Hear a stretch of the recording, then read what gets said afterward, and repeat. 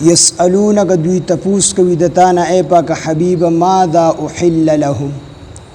چې صح حلال کړل شوي دي لهم د دوی دپاره. د دې نه مخکې آیاتونو کې د حلالو او د حرامو څیزونو ذکر وشو. اوس دلته کې هم د دغه متعلق یو سوال دی او جواب دی.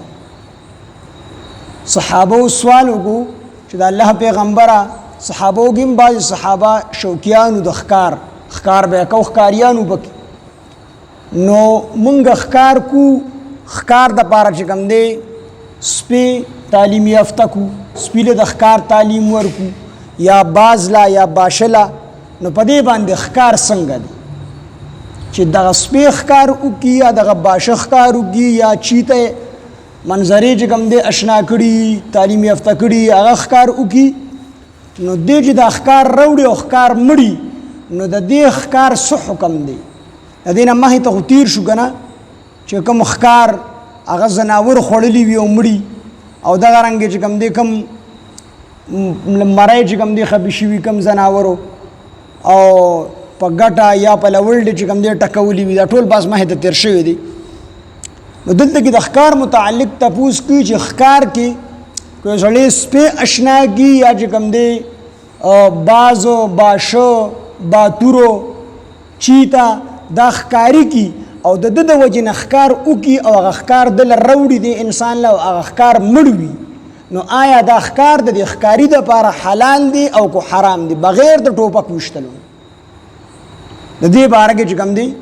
سوال کړی دی صحابه کرام رضوان الله علیهم اجمعین او په دې کې د دې بحث دی چې کم ښکار به حلال وي او کم سپی چې راوړي حلال به وي څنګه ښکار به حلال هر هغه څیز چې هغه په پنجې سره ښکار کوي په مرغو کې دا مردار دی په پنجې سره چې کومه مرغۍ ښکار کوي دا مرداره ده او که باشه دی که باز دی که باتور دی که کارغه دی خو چې کوم شی په پنجې سره ښکار کوي ښکار کول ګوري یو خو توتی دی توتی په پنجه باندې خوراک کوي ښکار نه کوي توتی حلال دی زموږ عام خلک وایي توتی مردار دی توتی حلال دی چې کوم څیز په پنجه سره ښکار کوي نو د دې متعلق صحابو تپوس نو د سپي یا د باز یا د باشه دپاره 15 شرطونه چې کوم دی ذکر کړي دي چې دا 15 شرطونو سره باز یا باشه یا باتور یا سپی دا ښکار وکړي او تعالی دا ښکار راوړي او دا ښکار مړي دا بیا هم حلال دی. لومبنی شرط پکې دا دی چې دا باز یا باشه یا دا سپی دې تعلیمي یافته وي دې تعلیمي یافته وي یعنی دا سپی ښکاري وي دا باز ښکاري وي. څه مطلب و تا ته پته څنګه لګي چې دا سپی ښکاري دی یا دا باز ښکاري دی چې سپی ته په ښکار پسې ورخوشي کي په اوسۍ پسې دې ورخوشي کو په ګډه پسې دې ورخوشي کو په سویه پسې دې دا سپی ورخوشي کو او دا سپی ښکار ونیسو تالی راوړو او دې سپي دې په خپله باندې ونه خوړو نو دا سپی ښکاري دی. کو چېرې په خپله دې وخوړو بیا دا ښکار یې تاله راوړو دا ښکار مړ دی دا بیا مردار دی. نو د سپي د ښکاریتوب دپاره غټه نښه دا ده چې سپی ښکار وکړي غون ښکار تاله راوړي او تا ته یې کېدي په خپله دې ونه خوري نو دا سپی ښکاري دی. نو لومبنی شرط ورله دا دی چې دا سپی به ښکاري وي یا چیتا شو. دغه رنګې په مرغو کې باز دی باشه دی باتور دی تا عادت کړی دی ښکاري کړی دی نو د هغه د ښکاري کېدو نښه دا ده چې دې تا مرغۍ پسې ورخوشي کو او دې په مرغۍ پسې لاړ او تا ورته ډایرکټ بیا آواز وکړو چې واپس شه او دې ستا په آواز باندې واپس شو نو دا باز ښکاري دی. او که چېرې دې واپس نه شو نو دا بیا ستا دپاره ښکار نه کوي دی د خپل ځان دپاره ښکار کوي لہذا دا ښکار بیا مردار دی کو تالی راوړو دا مړ شي. د باز باتور مرغو دپاره دا شرط دی چې تا ور ولیږو چې ښکار پسې دې ورخوشي کو او بیا دې ورته ووایي چې واپس شه په خپله ژبه کې او دې واپس شو نو دا ښکاري دی. سپی دې ولیږو تالی ښکار راوړو په خپله دې ونه خوړو نو دا سپی ښکاري دی. نو لومبنی شرط ورله دا دی چې دا سپی به تعلیمي یافته وي دی به معلمي دی به پوهی دی به ښکاري موږ د ښکاري وایو دا سپی به ښکاري او د ښکاري نښه تاسو ته ما وښودله دقه شان د باز باتور دا به ښکاري دا لومبنی شرط. دویم شرط ورله دا دی چې تا دغه سپی یا دا باتور په خپله اراده پرېښي وي تا ورخوشي کړي ښکار پسې داسې نه چې په خپله باندې هغه لړ په هوا کې ګرځېدو ښکار یې وکړو تالی راوړو او تالی راوړه دغه ښکار مړو دا بیا مردار دی. ستا اراده ولا شرط چې تا ښکار پسې ور پریښي وي تا ښکار پسې ور خوشي کړي وي دا ورله دویم شرط چې ته به ښکار پسې ور خوشي کړې په خپله به نه اوس باز دې تا اشنا کړی دی دې بار بار ګرځي او تاله چې کوم دې څه شي اونې سوری وړودله نو دا ستا لپاره بیا مردار دی کودیم بړي نو دویم شرط ورله دا دی چې تا ښکار پسې ور پریښي وي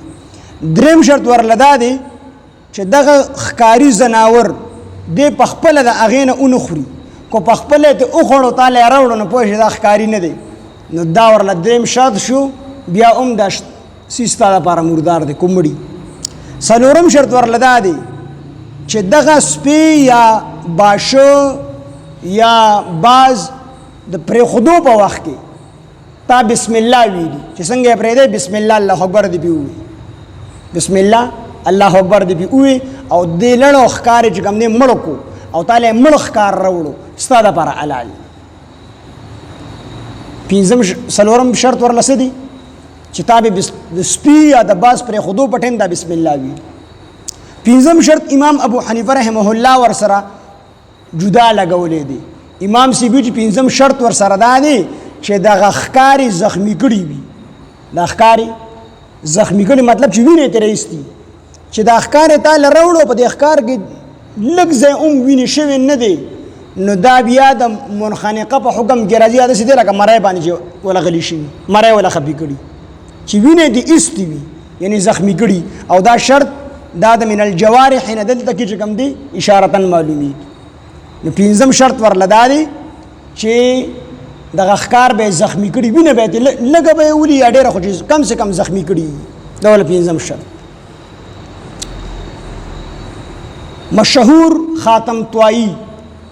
مو ته پښتو کې چې کوم دی اتم طایی وایو دا په سخاوت کې ډېر زیات مشهور د نوم خاتم طوایی اوس هم چې څوک سخاوت ډېر کړي ډېر سخي موږ دې لکه ته اوس هم تمتایي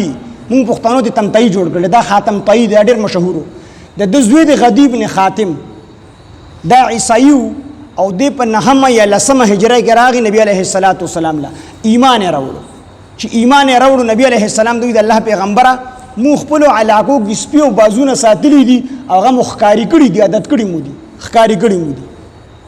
نو موږ بعضې وخت کې داسې وکړو چې سپی یا باز ور پرېږدو یا سپی ور پرېږدو دی لړ شي ښکار وکړي نو زموږ دا سپی چې کله لړ شي ښکار کوي نو د دې سره بل یو سپی راشي هغه ورسره هم دغه ښکار په جمع باندې وکړي نو دغه دواړه سپي موږ له ښکار راوړي یعنې دوو سپو ښکار وکړو نو دا ښکار زموږ دپاره حلال دی او که نه حرام دی